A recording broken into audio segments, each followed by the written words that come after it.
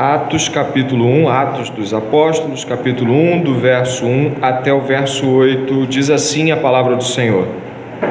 Escrevi o primeiro livro, ó Teófilo, relatando todas as coisas que Jesus começou a fazer e a ensinar, até o dia em que foi elevado às alturas, depois de haver dado mandamentos por meio do Espírito Santo aos apóstolos que tinha escolhido.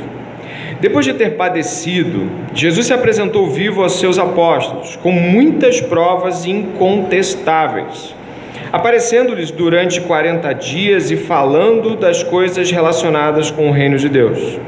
E comendo com eles, deu-lhes esta ordem: não se afastem de Jerusalém, mas esperem a promessa do Pai, a qual vocês ouviram de mim. Porque João, na verdade, batizou com água, mas vocês serão batizados com o Espírito Santo dentro de poucos dias. Então os que estavam reunidos com Jesus lhe perguntaram: será este o tempo em que o Senhor irá restaurar o reino a Israel? Jesus respondeu: não cabe a vocês conhecer tempos ou épocas que o Pai fixou pela sua própria autoridade, mas vocês receberão poder ao descer sobre vocês o Espírito Santo e serão minhas testemunhas, tanto em Jerusalém como em toda a Judéia e Samaria e até os confins da terra. Vamos orar? Venha comigo em oração mais uma vez. Pai, em nome de Jesus, pela graça do Espírito Santo derramado na igreja, nós te pedimos que o Senhor vá na direção desse culto, como já desde o início fez, mas fale agora através da tua palavra aos nossos corações, para que possamos entender os mistérios de Deus nas Escrituras. Nos ajude, Senhor, a não sermos negligentes quanto à revelação, mas aquilo que o Senhor nos mostrar, que venhamos a cumprir com o poder do Espírito Santo.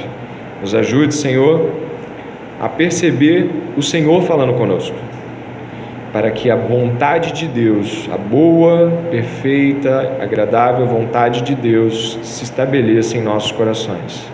E aqueles que estão chegando, Senhor, quando aqui adentrarem, também possam perceber o Espírito Santo em nosso meio, a graça de Deus em nosso meio. Em nome de Jesus. Amém.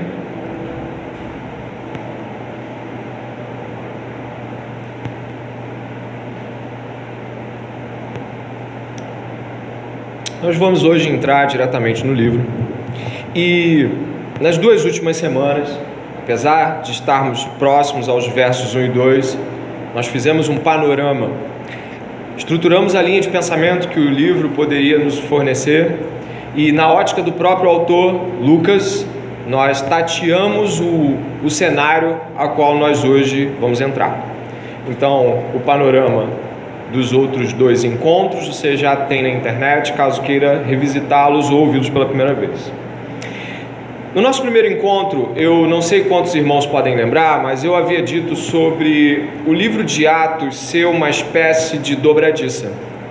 Ele entende um período que fecha os evangelhos e abre as cartas. Então, essa dobradiça que representa o livro de Atos, ela é uma dobradiça que, inclusive, nos mostra também um aspecto da aliança de Jesus Cristo com aqueles homens. Para poder entender isso, eu gostaria de que você pensasse que o livro de Atos é a dobradiça do Novo Testamento e o livro de Juízes é a dobradiça do Velho Testamento. O livro de Juízes, que vem logo após os livros de Moisés e a narrativa de Josué, o livro de Juízes é um livro que narra alguns séculos do povo de Israel. E esse povo de Israel, nesses séculos narrados por Juízes, ele se enveredou por caminhos muito complicados. Aqueles que já tiveram contato com o livro de Juízes podem ter percebido que as estruturas da adoração idolátrica de Israel foram fincadas ali no período onde o povo se estabelece em Canaã. Baal, Astarote e outros ídolos começam a ser personagens que você encontra em Juízes. O livro de Juízes, ele inicia um período de apostasia que só vai terminar na derrubada do segundo templo e no exílio do povo. Esse período também é um período onde há uma perda completa de identidade de nação e identidade espiritual. Nessa época, apesar de você ver posteriormente nos reinados de Davi, Josafá e Josias, você vê momentos onde Deus aviva o povo, onde Deus estabelece sua lei novamente. Incrivelmente, o período onde Juízes finca o povo na terra é um período que estabelece uma identidade negativa no povo de Israel. Portanto, o livro de Juízes é também essa dobradiça, só que do Velho Testamento.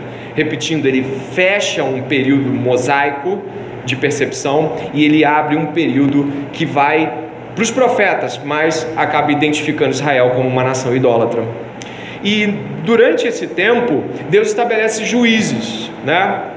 É como se os juízes fossem representantes legais de Deus no povo de Israel. A palavra em hebraico é sopet, mas ela não tem uma conotação apenas de juiz, como aquele que julga.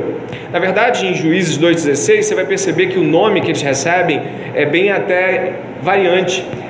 Eles falam, o Juízes 2,16 vai dizer assim, que estes são os juízes que Deus levantou para não permitir que os outros povos venham e pilhem e roubem aquilo que Deus nos deu. Então os juízes, e aí você vai lembrar um pouco das histórias, né? Você vai lembrar de Débora, você vai lembrar de Sansão, Jefté, você vai lembrar de Otoniel, você vai lembrar de Samuel também depois.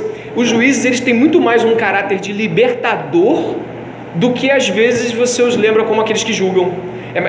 Talvez é mais fácil você lembrar de Salomão com o neném na mão, né, já no reinado de Salomão, né, fazendo aquela distinção entre aquelas mulheres que pegam aquele bebê e dizem um é meu, é meu, é meu. Você vai lembrar desse juízo de Salomão, mas talvez você vai buscar com muita dificuldade da memória lembrar dos juízes desse livro como julgando. Você vai lembrar deles libertando.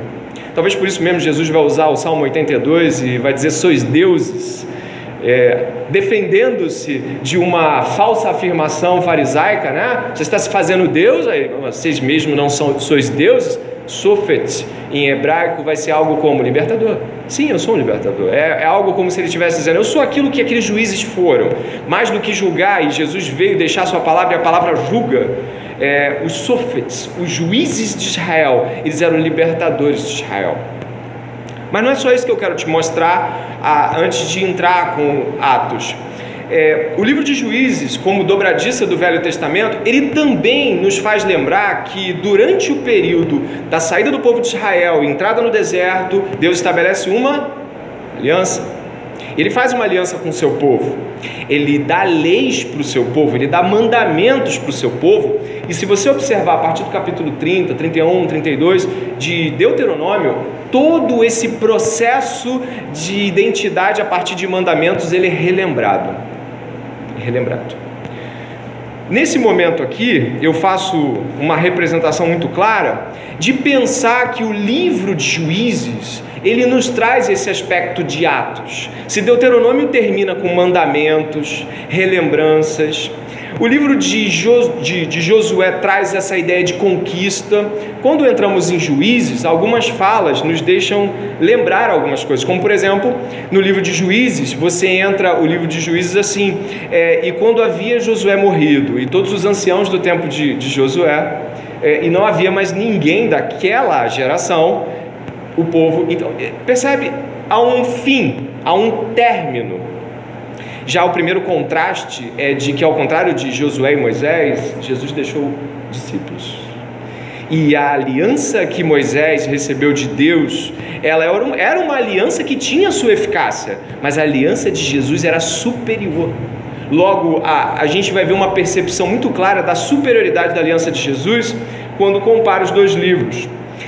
O final do livro de Juízes é muito trágico. O final do livro de Juízes termina assim, ó: naqueles dias não havia rei em Israel e cada um fazia o que achava mais certo. Esse é o final do livro de Juízes. Você imagina isso? Havia lei, havia juízes, mas cada um acabava fazendo aquilo que julgava ser o certo. O livro de Atos termina diferente. O livro de Atos termina assim: Atos capítulo 28, 31. Paulo pregava o reino de Deus e com toda ousadia ensinava as coisas referentes ao Senhor Jesus Cristo sem impedimento algum. O livro de Atos termina fascinante. Se no livro de Juízes você termina sem rei e sem lei, no livro de Atos você termina com um homem preso anunciando um reino de um Salvador que vive. E ao contrário de Moisés e Josué, Jesus está vivo. A morte de Moisés e a morte de Josué põem fim à continuidade de um trabalho muito bem feito. Mas Jesus está vivo. E o livro de Atos, ele vai terminar com esperança. Na verdade, ele termina dizendo que um homem preso anunciava o reino e continuamente, com sucesso, continuava anunciando sem impedimento. Você que está no livro de Atos vai perceber logo que eu acabei de resumir e comparar o verso 1, onde está escrito assim no verso 1: escrevi o primeiro livro, ó Teófilo, relatando todas as coisas que Jesus começou a fazer e a ensinar, até o dia em que foi elevado às alturas, depois de haver dado mandamentos por meio do Espírito Santo aos apóstolos que tinha escolhido.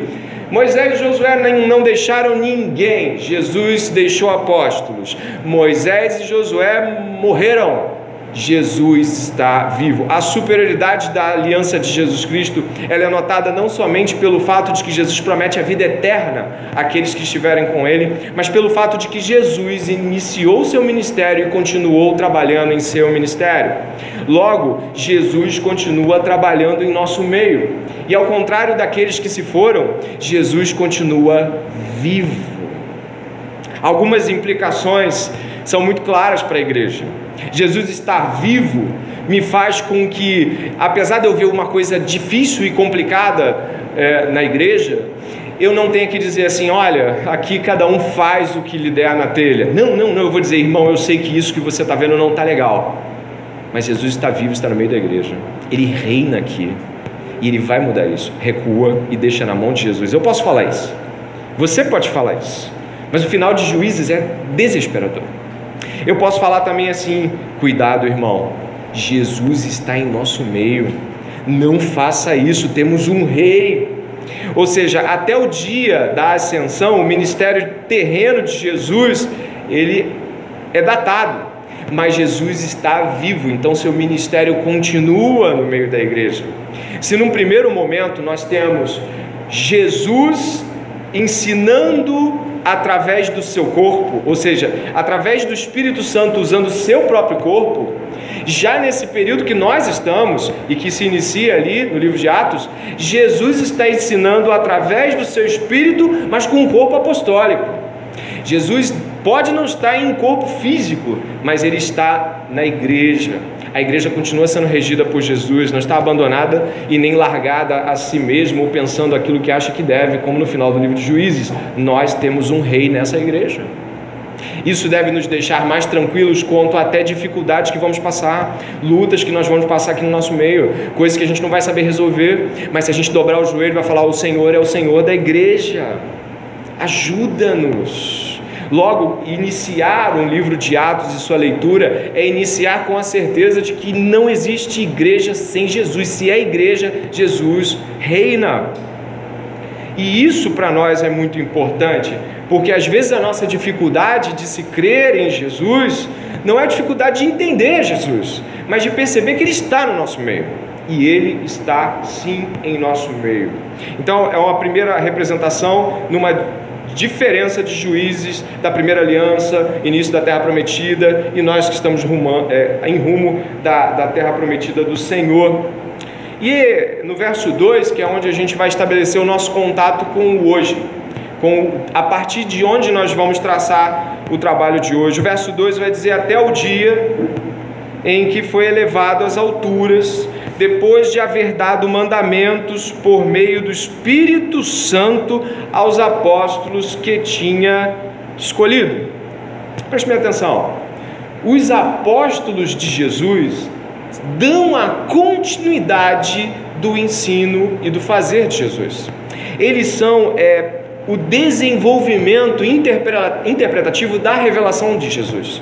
Eles são escolhidos, ou seja, eles são, de forma descrita e bem clara, eles são autorizados por Jesus a darem continuidade ao ensino da igreja. O ensino da igreja, portanto, ele é um ensino apostólico. Esses apóstolos, eles são as autoridades, ou seja, eles são os autorizados por Jesus a dar continuidade ao sentido interpretativo e revelativo da própria história de Jesus. Você deve encontrar 4 evangelhos na sua Bíblia.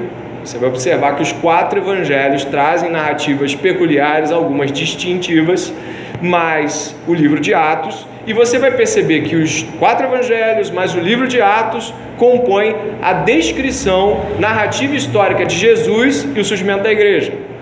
Mas vai perceber, se já leu o Novo Testamento, por exemplo, de que as doutrinas centrais, as doutrinas basilares, sabe aquilo que define igreja e cristianismo, elas vão se encontrar em Pedro, em João e em Paulo. Ué, mas e Judas? E Tiago?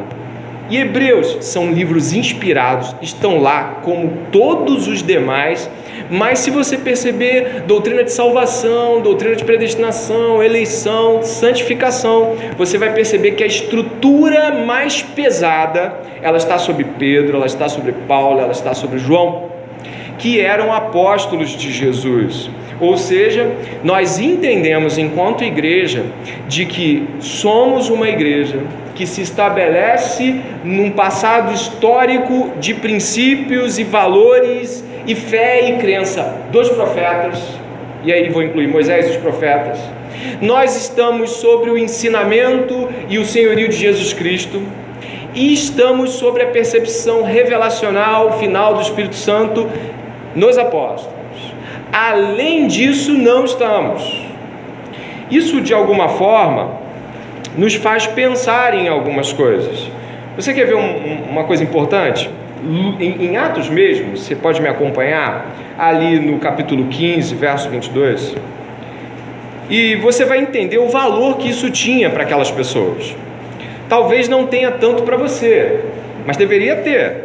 Para essas pessoas, em Atos capítulo 15,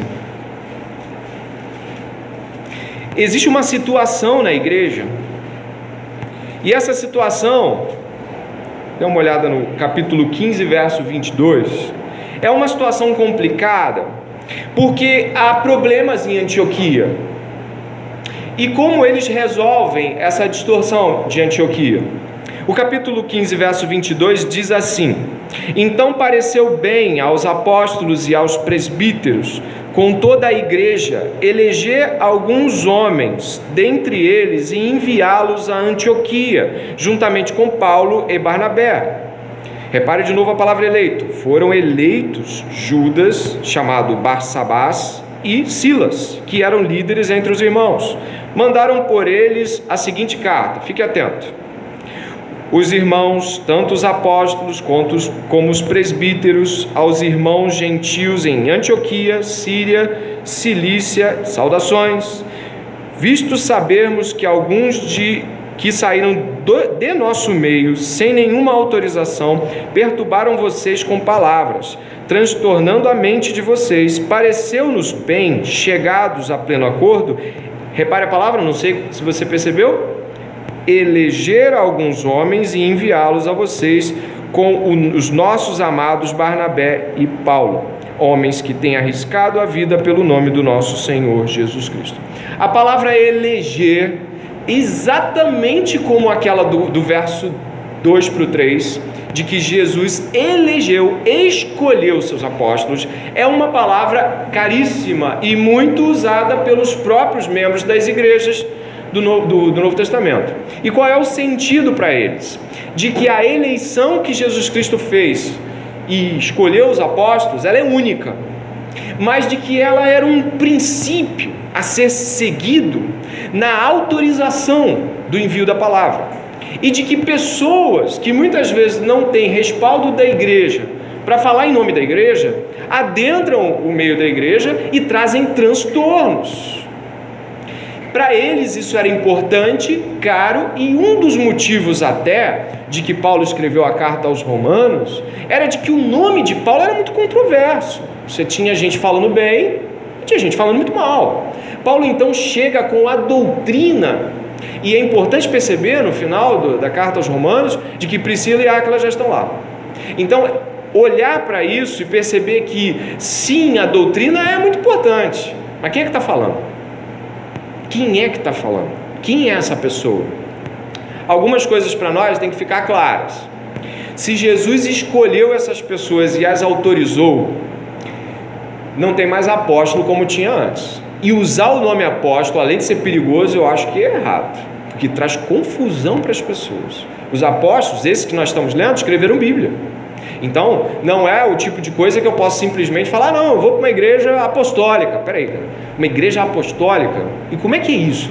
O que eu quero dizer, para que você possa refletir profundamente, é de que tem muita igreja apostólica séria. E gente que está buscando Jesus. Mas se entendemos o que são os apóstolos e de que eles são autorizados a serem quem eram, a gente vai perceber que existe um problema se simplesmente banalizarmos o uso da palavra. E num segundo momento, perceber o quão importante é a igreja validar o discurso de alguém. A igreja como autoridade de Jesus Cristo aqui na terra para ela mesma. Ou seja, algumas coisas podem não ser muito perigosas. Olha, tem um irmão ali da igreja, qual é a sua igreja? Não, tá. Oportunidade aqui para o irmão? Peraí, oportunidade de quem? Para quem? Quem é você? De onde você veio? Quem valida esse teu discurso? E essas questões às vezes ficam no nosso meio. Também é perceptível de que o autor Lucas enfatiza que Jesus começou a fazer ensinar, ele dá ênfase ao ensino, e nós também deveríamos pensar no ensino como algo precioso. Se você, por exemplo, foi convidado a ensinar na sua igreja, ou mesmo você é alguém que costuma individualmente ensinar pessoas, seja público ou não seja, mas público com mais preocupação ainda, você deveria valorizar esse momento. Sabe quando a tua igreja diz assim, poxa, eu vejo que a doutrina de Jesus flui através de você, você deveria valorizar isso, você deveria pegar e falar assim, poxa, que legal, aquilo que aqueles homens lá do passado fizeram, dizendo assim, eu vou enviar Paulo, porque Paulo, quando Paulo fala, a gente tem certeza que Deus está usando Paulo. Imagine o quão valioso é a sua igreja quando ela chega a um momento onde ela diz assim, olha, eu vou te enviar lá, porque quando você fala, eu tenho certeza que Deus fala através de você. Nós deveríamos valorizar isso. Ah, isso é só para quem vai pregar? Não, não é para quem vai pregar. Às vezes é uma visita na casa de alguém. Às vezes é assim, eu queria que você sentasse com aquela pessoa, porque eu sei que Deus pode usá-la. Porque as pessoas pensam muitas vezes no vislumbre público, mas muito do que Paulo fez também foi individual. Jesus também trabalhou individualmente. Portanto, sendo você um expositor público ou não, pense o quão precioso é quando a sua igreja valida, autoriza a tua fala. E o quanto isso é algo que deveríamos em nosso meio tomar cuidado. Muita gente deixa a coisa solta e deixa o barco correr, não é isso? Olha, vai vir um irmão aí, quem é esse irmão? Não sei. Aí o irmão falta, chama o outro rápido. Não sei quem é também, eu sei que não é assim. A igreja precisa ter critérios e os irmãos também precisam ter critérios ao ouvir outras pessoas. O crivo das escrituras não são os teólogos que nós lemos. O crivo é apostólico. Se você gosta muito de um determinado teólogo, mas ele destoa de Paulo, fique com Paulo, porque Paulo é autorizado a ser Paulo. Se você gosta muito de determinado autor, e em algum momento você olha para João, e olha para esse autor e fala assim, rapaz, está diferente demais, mas esse cara é tão famoso, ele já escreveu tantos livros que eu gosto. Não, o ensino autorizado é o ensino apostólico. Tem um camarada aí, que Deus tenha misericórdia dele, que disse que Paulo estava em surto quando escreveu Romanos 9. Então, para o cara chegar e falar que Paulo estava surtando ao escrever Romanos 9 e 10, o que eu, como membro, faço? Saio dessa igreja na hora. Se o meu pastor diz que um trecho da Escritura é surto, eu saio, sabe por quê? Porque ele já está acima da Escritura, ele está fora dela. Para estar acima dela, tem que estar fora dela. E aí, novamente, com muita atenção, você lê muitos livros, louvado seja Deus, é muito bom ler livros. Mas você lê muito Bíblia? você lê muito Éfeso, você lê muito Filipenses, você lê muito Colossenses, você está lá firmado em 1 João, você pega Apocalipse todo dia, você lê Bíblia, não importa quantos livros você leia, se você lê Van Hoosen, C.S. Lewis, John Stott, não importa, se você não lê a Bíblia, você pode acabar num erro que esse cara pode cometer, porque ele também pode cometer um erro interpretativo, você ir no erro dele e abrir mão da Escritura. Nosso ensino precisa ser apostólico. Eles são autorizados a serem quem foram. E nós, é claro, louvamos a Deus por tantos autores maravilhosos que o Senhor põe para nos auxiliar, mas são ferramentas, são instrumentos, não são Bíblia inspirada. Amém? Amém, então. Voltamos, por gentileza, até Atos, capítulo 1, onde nós estamos andando pelos primeiros versículos.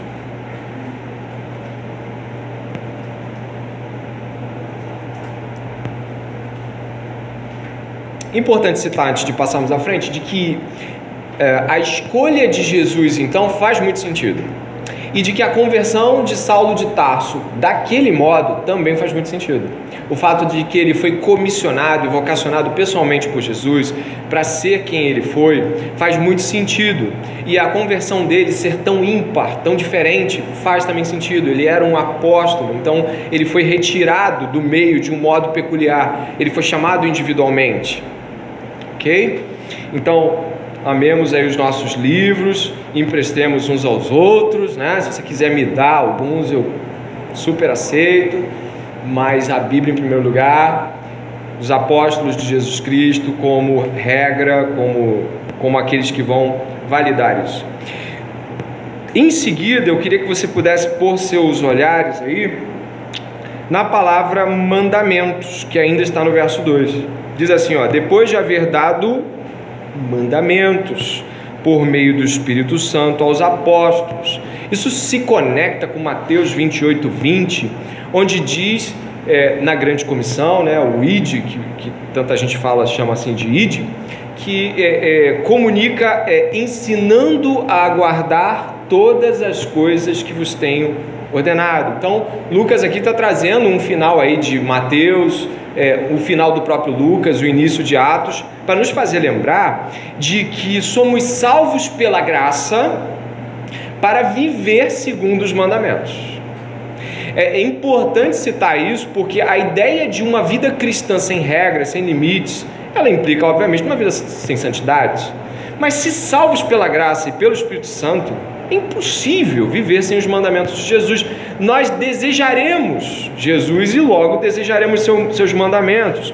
Então, a ideia de que salvos por Jesus, eu estou livre, eu vou seguir, olha, agora eu sou livre, eu não preciso... Não, tudo aquilo que se aplicava aos apóstolos em termos de doutrina, de virtude, Jesus espera e nos ensina que devemos buscar também. Lucas, já no verso 3 e 4, revisita o verso 1 e 2. Olha que interessante. O 1 e o 2 são revisitados no 3, no 4, no 5, no 6, no 7, no 8.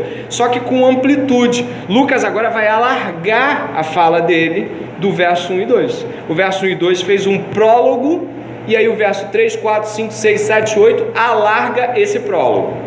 Lucas revisita 1 e 2 fazendo uma espécie de trindade de acontecimentos, ou um argumento trinitário, né? A gente poderia dizer. Ele fala aí no verso 3: depois de ter padecido, se apresentou vivo aos seus apóstolos com provas incontáveis, apresentando-lhes durante 40 dias e falando das coisas relacionadas com o reino de Deus.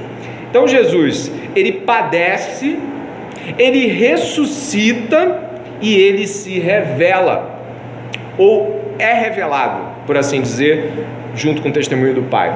Essa parece ser uma espécie de carreira modelar cristão. Você padece, vai ressuscitar com Cristo, esperando a revelação em Deus. Esse modo trinitário de ver é muito importante para nós, já que a Bíblia foi escrita pela Trindade. Aí nesse momento você vai ver uma quantidade de dias, 40, olhou aí? 40 dias, né? Deus não usa números à toa, e Ele faz com que os números possam ecoar ao longo das Escrituras. São 40 anos de deserto, são 40 dias de deserto para Jesus e agora 40 dias explicando as coisas do reino. Esses 40, eles se conectam numa ideia de trajetória terrena, de que algo ainda vai ser completado para que algo maior venha. Então os 40 anos de deserto preconizam a terra prometida, os 40 anos 40 dias de deserto de Jesus preconizam o ministério dele, e agora os 40 dias de Jesus aqui preconizam a sua ascensão. Isso é importante, não é uma questão numeróloga, não é numerologia, mas Deus afirmando padrões para que a gente se desperte didaticamente. Nesse momento aqui, Jesus faz em 40 dias 12 aparições, ou seja, Lucas diz incontestáveis, mas para Jesus são aparições necessárias, são 12. Vai ter Jesus e as mulheres no túmulo, depois Maria Madalena, 2 homens no caminho de Emaús, Pedro em Jerusalém, 10 discípulos vêm, depois 11, aquele evento já com Tomé, depois 7 discípulos pescando, aquela situação de Pedro, do perdão de Pedro, depois 11 discípulos na Galileia, 500 pessoas, cidade de 1 Coríntios, capítulo 15, e aí em 1 Coríntios também Paulo fala, e depois para Tiago, irmão do Senhor, aí ele também fala, e depois para Pedro, em 1 Coríntios capítulo 15, Paulo fala, depois a ascensão, que é esse evento aqui, e depois Paulo, que é nitidamente uma aparição ressurreta de Jesus. A gente não pode esquecer essa aparição, é a aparição de convocação do apostolado. Então são 12 aparições de Jesus. Depois se você quiser eu te mando aí a ordem e os versículos, porque é legal para você poder examinar o modo como Jesus também fez isso. São 40 dias se revelando. O assunto está aqui, dê uma olhada, 40 dias revelando um assunto só: o reino de Deus. Olha que interessante, Jesus falou do evangelho e do reino, preste bem atenção. Jesus, em todos os 4 evangelhos, você vê Jesus falando de reino de Deus, o reino de Deus é semelhante a isso, mas também fala de Jesus claramente expondo o evangelho. E essas perspectivas precisam ficar claras. O evangelho é a mensagem central do reino de Deus. O reino de Deus não é o evangelho, mas o evangelho é a mensagem desse reino, a mensagem central desse reino. Não é comida, não é bebida, não é todo mundo é irmão, basta saber que Deus existe. Olha, eu sei que todas as igrejas do mundo têm um pouquinho de Jesus. Se você olhar as narrativas de Jesus em suas parábolas, são assustadoras. Tem parábolas onde você, o reino de Deus é semelhante a um homem que mandou dizer que ia buscar o produto da sua vinha. Mandou um grupo, bateram no grupo, mataram o grupo. Mandou um outro, bateram no grupo, mataram outro grupo. Então ele disse, eu vou mandar o filho. Vai aqui. E ele manda o filho. E aí o que os caras fazem? Bom, matamos o filho porque ficamos com a herança. Então aí Jesus pergunta até para os homens que estavam diante dele, e aí, o que esse cara deve fazer? Fala o que? Deve matar todo mundo. Pois é, isso aí é o reino. Então as imagens do reino são muito fortes. Não vamos de ecumenismo, não. Eu vejo papo assim, não, os budistas também, né? Os católicos e os ortodoxos, e aí a gente vai fazendo um reino dos nossos sonhos, uma Disneylandia ecumênica. Cada vez que eu viro uma rua, eu encontro um personagem. Não é assim que o reino se estabelece, e nós precisamos entender essas realidades. E o que seria o reino de Deus? Simon Kitzmaker, um excelente comentarista, compre, leia. O Simon vai dizer algo fantástico sobre o reino, ele consegue reduzir a uma apreensão concreta. O reino de Deus é sobre o governo de Deus em nossos corações e vidas, o governo de Deus em governo do seu povo, como cidadãos desse reino, que recebem remissão de pecados e têm a vida eterna. E faz muito sentido ser o governo de Deus sobre os nossos corações. Aí você já vai começar a ficar desesperado, mas e os montes e as águas não são dele? Calma, a gente chega lá. Mas o governo de Deus é o governo de Deus nos nossos corações. Ele chama seu povo para dentro e ele leva seu povo até o banquete. Ele leva seu povo até aquele último grande dia. Esse é o reino de Deus. Então a ideia de reino de Deus, sabe quando as pessoas falam, eu não sei se você já viu isso, eu vou entregar ali uma quentinha, é para o reino. Peraí, o pessoal espírita tem um reino para eles também, né? Que eles entregam a quentinha também. Então a ideia de a gente flexibilizar o conceito de reino, de tirar essa ideia de governo para tentar fazer uma ideia de vamos limpar o mundo, que tal a gente salvar as baleias? Somos do reino de Deus, a gente está cuidando do mundo. Não é essa a ideia. Definitivamente não é. E outra coisa importante, se o evangelho não é o reino, mas o evangelho é a mensagem central do reino, outra coisa que fica muito confuso muitas vezes é a pessoa não entender que a igreja não é o reino. A igreja está no reino. A igreja anuncia o reino, mas a igreja não é o reino. E quando eu confundo alguma dessas coisas, da igreja como aquela que anuncia ao invés daquela que eu, por exemplo, eu queria que você pensasse num reino.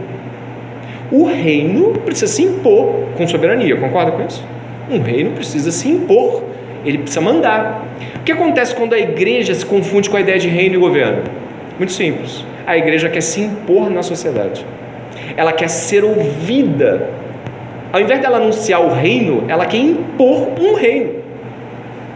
Aí ela não admite o Estado laico, ela não admite qualquer ideia possível que não seja da igreja. E aí eu vou ter aberrações na história. Eu vou ter, por exemplo, a Igreja Católica, que queria fazer um reino e fez um reino danado, né? Um reino da Igreja Católica, que nada se parecia com o reino de Deus, porque muitos corações se perderam ao longo de toda a trajetória medieval. Teve gente salva? Acredito que teve. Tinha uma Bíblia aqui ou lá. Mas eu acredito que muitas das nossas confusões são sobre a bancada evangélica, que é a igreja mostrando a sua relevância. A gente também vai tocar nesse assunto. Primeiro, a igreja não governa o mundo. Deixa isso ficar claro, a igreja não governa o mundo. Deus governa o mundo. A igreja é sua comissão, é sua família representada, é sua voz entoada, cantada, revelada. A igreja não domina o mundo. Outra coisa importante, a igreja, se ela quiser cumprir a sua missão, me parece que o final dos evangelhos é muito claro, junto com Atos capítulo 1. Pregar o evangelho do reino e fazer discípulo. Pregar o evangelho do reino e fazer discípulo é a missão da igreja. Quando eu amplio essa ideia, no sentido de eu querer que seja, mas só isso, cara, só isso é muita coisa. Imagine o que é pregar o evangelho para o mundo em chamas, o mundo contra o evangelho. Por isso, pensar na igreja cumprindo a sua função, e é muito importante pensar se temos cumprido essa função,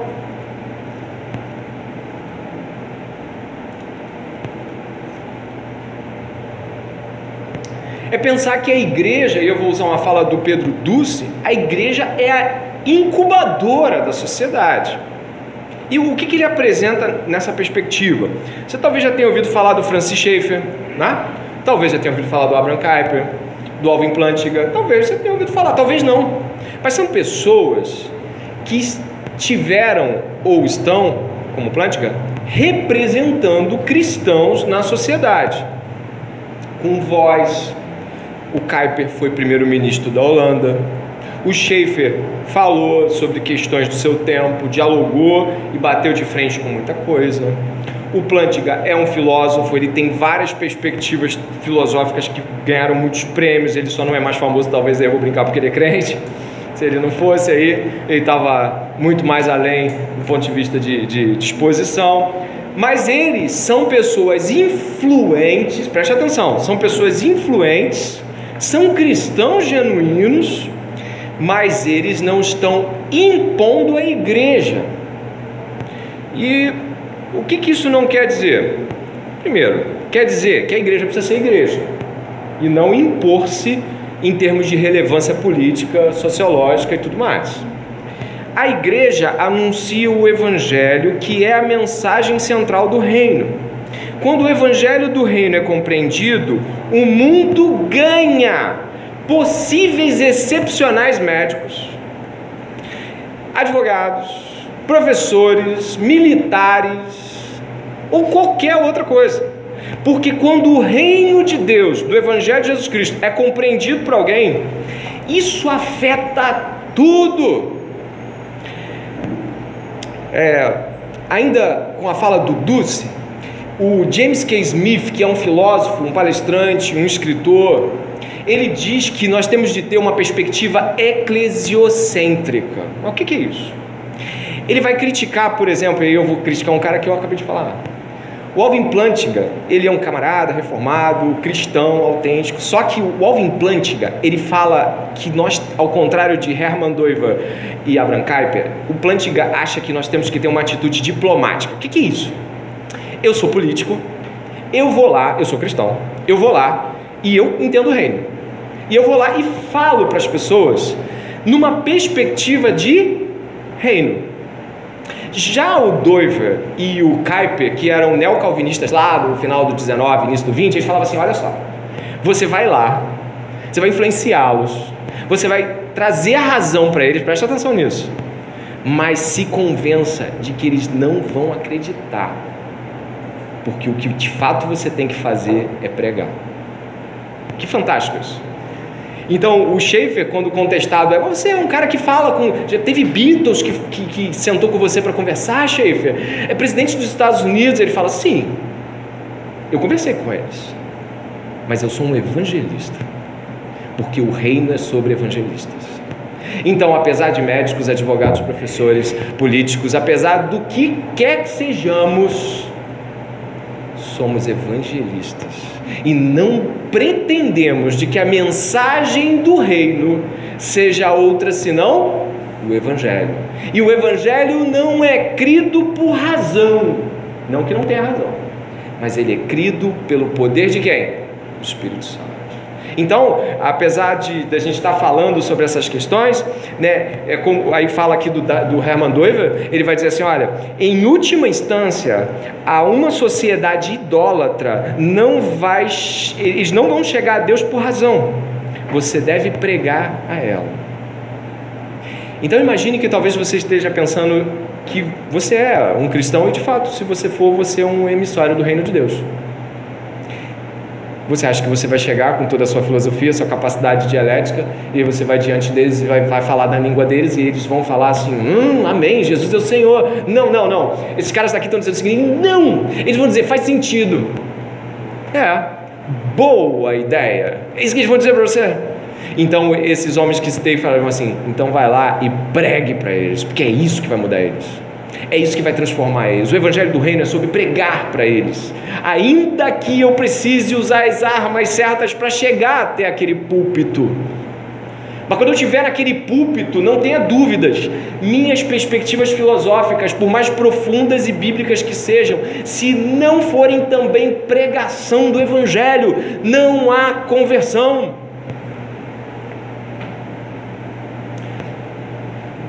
Isso é muito importante. Muito importante. E o próprio Duce vai falar assim, a minha identidade é o reino de Deus, não sou um cidadão do reino e da cidade dos homens. Eu devo me comportar como aquele que conhece o reino dos homens, mas não é dele. Isso nos traz a certeza de que muitas vezes queremos ser diplomatas ao invés de pregadores. Queremos ser uma espécie de correio deixa e sai correndo, ao invés de ficar e pregar. E é isso que devemos fazer como mensageiros do reino de Deus, ficar e pregar. E ainda sobre essa temática, o Pedro Duce fala de que a igreja, ela não é o reino, ela não se impõe como governo, mas ela é a incubadora de todas as coisas que a sociedade quer. Você gostaria de ser atendido por um médico com ética? Sim ou não? Sim. Com justiça? Sim. Um médico honesto? Sim. Você gostaria de ser atendido por um médico amoroso? Misericordioso? Sim. Só que essas virtudes são do reino. A igreja, e aí James K. Smith vai falar assim, a igreja não entende que quando ela quer fazer o melhor pela sociedade, ela coloca evangelho e reino no sangue dessas pessoas. Ela mostra que os sacramentos e a liturgia dela estão entranhados com o evangelho do reino. E o evangelho do reino transforma alguém injusto, reto, misericordioso, bondoso, pacificador e todas as virtudes que toda a sociedade quer para cidadãos. Mas a sociedade não tem como fazer isso. O mundo é caído e jaz no maligno, como diria João, passivamente entregue ao maligno. E nós, se de fato queremos fazer alguma coisa pela sociedade, em primeira instância, segunda, terceira e quarta, é termos uma igreja forte, bíblica, sólida, apostólica, que entende as ordenanças ou sacramentos, caso você queira chamar assim, e nós temos uma igreja e ela consegue incubar pessoas e transformá-las de pecadores miseráveis em pecadores que lutam e têm as virtudes todas que aquele pessoal todo quer. Só a igreja do reino de Deus consegue fazer isso. Se não temos igreja, diria o Pedro Ducci, e você veja essa palestra, você vai gostar, não temos nada. Se a igreja não é, nada mais é. A igreja é a incubadora da sociedade e o seu discipulado deve ser completo. Toda a área humana precisa ser alcançada pela igreja, formado em toda a sua plenitude. Então o reino de Deus está entre nós. O reino de Deus é anunciado por nós. O reino de Deus é ensinado por nós. E a sociedade está carente, sabe de quê? Do reino, do evangelho e da verdadeira igreja. O verso seguinte, e eu peço que você me acompanhe, como é um sermão de estudo, ele tem faces, e ele às vezes grita mais alto no meio e no fim, ou enfim, você vai aprendendo aos poucos. O verso 4 e 5 vai dizer que Jesus estava comendo com eles e deu-lhes ordens: não se afastem de Jerusalém, mas esperem a promessa do Pai, a qual vocês ouviram de mim, porque João, na verdade, batizou com água, mas vocês serão batizados com o Espírito Santo dentro de poucos dias. Interessante observar que sempre que a Bíblia revela um acontecimento futuro no Novo Testamento, ele nunca se estabelece com data definida. Entre Jesus ter falado aqui e Pentecostes foram só 10 dias. Jesus passou 40 dias com eles, 10 dias depois o Espírito Santo caiu sobre eles, mas Jesus não falou qual era o dia, porque isso para nós é idolátrico, o controle do tempo. A gente quer o controle do tempo. E você vê isso aí no verso 6. Então eu te perguntava reunidos: será que tempo o Senhor vai restaurar o reino de Israel? Está no verso 6. Nós queremos ter esse controle. A ansiedade que nós temos revela a idolatria pelo controle do futuro, uma tentativa implacável de que as coisas acontecessem de forma como eu possa controlar. E o Novo Testamento, ele revela algo maravilhoso, algo que destoa até do Velho, porque no Velho você tem, por exemplo, os tempos de Daniel cronometrados direitinho, eles casam com a vinda de Jesus, a morte de Jesus. Se você pegar perspectivas, por exemplo, de Isaías, Jeremias, apontando para o exílio e para o pós-exílio, você vê datas, mas no Novo Testamento você não vê. Você vê Jesus falando: olha, o Espírito Santo vai cair sobre vocês. Quando? Olha, quando é que Israel vai ser recolocado? E aqui é o Israel espiritual, você pode ver pela resposta de Jesus. Quando é que vai acontecer? Você não tem que saber disso, isso aí é coisa do Pai, isso é autoridade do Pai. E vai ver se eu dissesse para você assim: olha, eu sei o dia e hora que você vai se casar e sei até com quem. Se eu não revelo, você me mata. Mas se eu digo isso, você se tranquiliza ou fica mais ansioso? Jesus sabe que a gente quer controlar o tempo. A gente quer saber quando vai ser enviado, por quem vai ser enviado, quanto tempo vai ficar nessa igreja, se vai ficar. Nós ficamos o tempo todo perguntando essas coisas. A gente pergunta isso para as nossas lideranças: você acha que eu vou ficar muito tempo nessa situação? Você acha que vai levar muito tempo para eu ter um discipulador? Você acha que vai ficar muito tempo esperando para entrar na igreja? Você acha que vai ficar muito... A gente é idólatra do tempo. E Jesus, não. Ele não está brincando com a gente. Ele está tirando de nós uma ansiedade. E glória a Deus. E glória a Deus. E nesse momento aqui, Jesus responde profundamente, mas você percebe o desprezo que os apóstolos dão à primeira colocação de Jesus. A colocação sobre o Espírito Santo no verso 4 e 5 são desprezadas com uma sobrepergunta. Jesus chega e fala assim: olha, o Espírito Santo vai vir sobre vocês, não se afastem daqui. Você imagina a promessa de Israel, a promessa de Joel, que o Espírito seria derramado sobre toda a carne, todo mundo ia profetizar. Você imagina uma coisa linda dessa? E aí eles ouvem aquilo e perguntam: mas quando é que o reino vai ser? Estopamos o Espírito Santo. Nós somos assim. Nós somos assim. Dentre tantos pedidos que fazemos, poucos são: enche-me com teu Espírito. Pense em todos os pedidos que você fez aí, sua vida de cristão. Quantos tinham a ver com ser completamente cheio pelo Espírito Santo?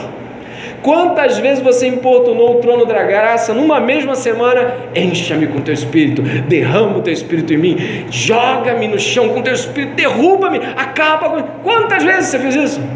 De repente, poucas. E não insistentemente, porque não lhe parece precioso e nem interessante. E não foi para eles também. Eles mudaram de assunto. E aí, Israel, volta quando?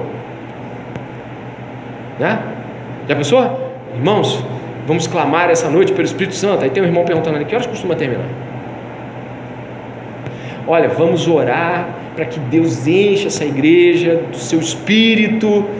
Mas demora muito, irmão, para encher? Porque nós estamos fora do foco certo. Preocupados com o tempo, preocupados com os acontecimentos. Aqui é muito claro, né? Quando e o que? E Deus está falando do Espírito Santo. Quando? O que?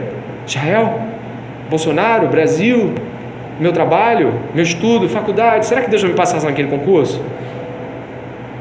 E o Espírito Santo aqui sendo anunciado como dádiva. Versos 6 e 7, onde nós estamos caminhando para o fim, eles vão conduzir a nossa mente para a percepção de que Jesus responde com mais profundidade do que a pergunta. Graças a Deus, né? Ele responde mais profundamente. Ele vai falar assim, ó: não cabe a vocês conhecer tempos ou épocas que o Pai fixou pela sua própria autoridade, mas vocês receberão poder ao descer sobre vocês o Espírito Santo, serão minhas testemunhas, tanto em Jerusalém, como em toda a Judéia e Samaria e até os confins da terra. A primeira colocação de Jesus é muito clara: olha, eu não vou revelar nada sobre o fim, isso aí pertence ao Pai. A segunda a ênfase é da pessoa do Espírito Santo, fique atento a isso. A terceira eu vou dar a dádiva de vocês testemunharem isso, mas vocês só vão testemunhar isso com o poder do Espírito Santo. O que é testemunhar aqui? A palavra é mártire, preste atenção. Mas a palavra mártire não tem aqui ainda a conotação de quem morre pela causa. Isso foi adquirido no século II, século III. Aqui mártire é testemunho.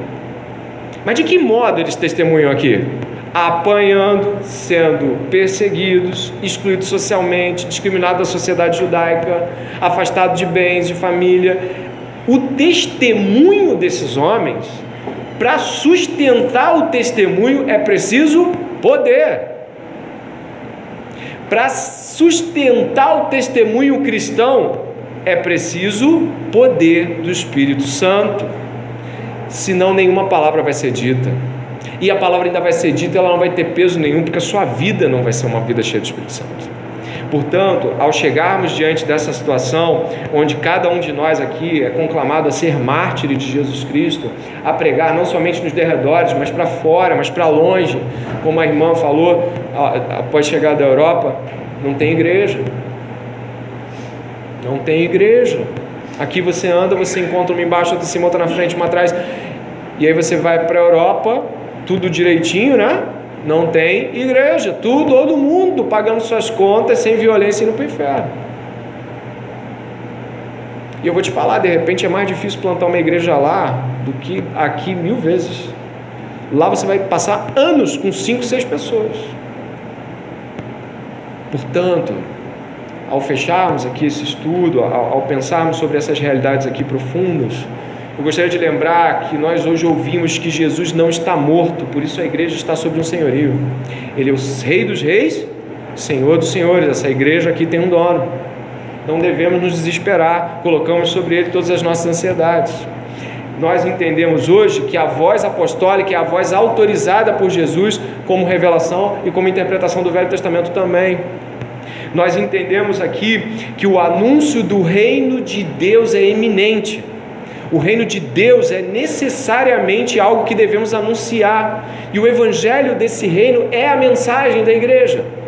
A igreja é família, a igreja é representante, é o ponto onde o mundo olha e fala assim, Deus está no mundo. Mas nós não devemos de forma alguma achar que pelo fato de termos uma boa discussão filosófica, uma boa percepção política, uma boa colocação no meio social, ajudar os pobres, eles não vão se converter por causa disso. Eles só vão se converter com a mensagem pregada do Evangelho de Jesus Cristo. E é para isso que nós estamos aqui essa noite, anunciando que Jesus Cristo é o Senhor, Rei dos Reis. E é claro, aquela famosa fala lindíssima, né, do Kuyper, né, onde ele vai dizer: não há um único centímetro quadrado em todos os domínios de nossa existência sobre os quais Cristo, que é soberano sobre tudo, não clame, é meu. Sim, mas o Senhor quer os corações dos homens, e é para lá que nós vamos. Eu vou estar orando agora e pedindo que você reflita muito profundamente se todas as suas colocações acerca de profissão e posicionamentos estudantis, familiares, eles são posicionamentos que estão de acordo com o Evangelho do Reino, ou você está buscando ser influente, e saiba, a sua influência de nada adianta se o Evangelho não for pregado. Se não for pregado, não adianta ter uma boa relação com nada. Nós vamos orar, é a única oração, não vai ter uma segunda, e logo após todos estão liberados para conversar, ter comunhão. Que Deus abençoe a todos após essa oração. Pai, em nome de Jesus, é pela graça de Jesus Cristo, é pela graça do Evangelho de Jesus Cristo, a igreja está aqui reunida, a igreja está unânime em aceitar e receber o Evangelho de Jesus como o único possível, a única mensagem autorizada a ser pregada e a única mensagem que torna possível a conversão do homem. Pai, que o nosso coração tenha uma certeza, podemos saber tudo sobre o mundo, mas se não pregarmos o Evangelho para aquelas pessoas, elas não vão se converter.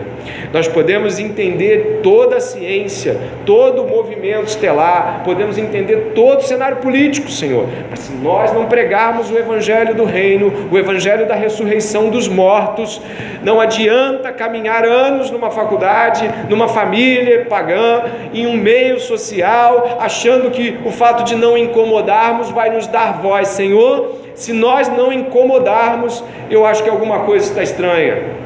Portanto, Deus, nessa noite, a igreja aqui reunida reflete muito profundamente sobre o seu papel e nos ajuda, Senhor, a não somente refletir, mas pregar, Deus. Arrasou com o meu coração. E cada um deve estar pedindo coisas assim.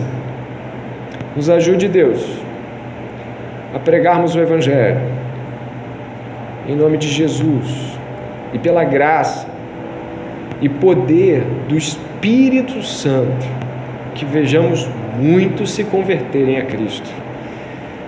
Envia pessoas aqui para a Europa, Senhor, a necessidade. Envia pessoas aqui para os Estados Unidos, também está morrendo. Envia pessoas para lugares ermos, perdidos, gente que talvez nunca mais vai voltar. Mas não nos deixe conformarmos a uma visão de reino pequena, mas num reino enorme, um reino que avança. Louvado seja o nome do Senhor Jesus. Amém. Deus abençoe a todos.